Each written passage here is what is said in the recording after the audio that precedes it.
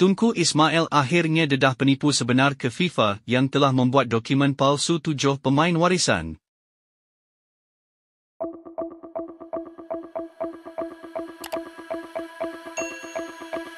Tunku Mahkota Johor TMJ mendedah ke FIFA bahawa terdapat individu berpengaruh di sebalik skandal pemalsuan dokumen pemain import skuad Harimau Malaya baru-baru ini.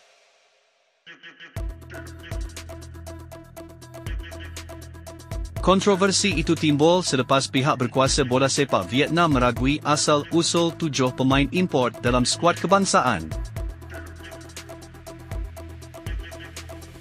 TMJ meluahkan ada satu individu yang sangat berpengaruh dari negara itu yang telah menipu FIFA sehingga timbul dakwaan pemalsuan dokumen di pentas sukan antarabangsa itu.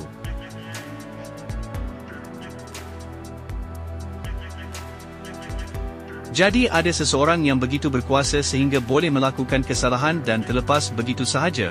Skim yang dibangkitkan oleh pihak Vietnam, tempat lahir sebenar di Argentina, tetapi tulis di Pulau Pinang. Ini jelas satu pembohongan. Beliau sengaja untuk menipu di peringkat antarabangsa. Individu itu telah menipu dan mereka-reka cerita ke FIFA. Jelas beliau.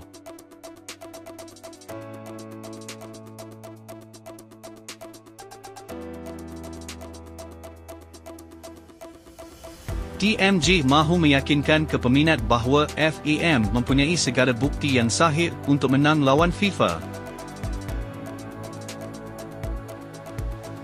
Sebelum ini Menteri Dalam Negeri Malaysia Datuk Seri Saifuddin turut memaklumkan ke 7 pemain telah memenuhi syarat mengikut Perkara 19 Perlembagaan.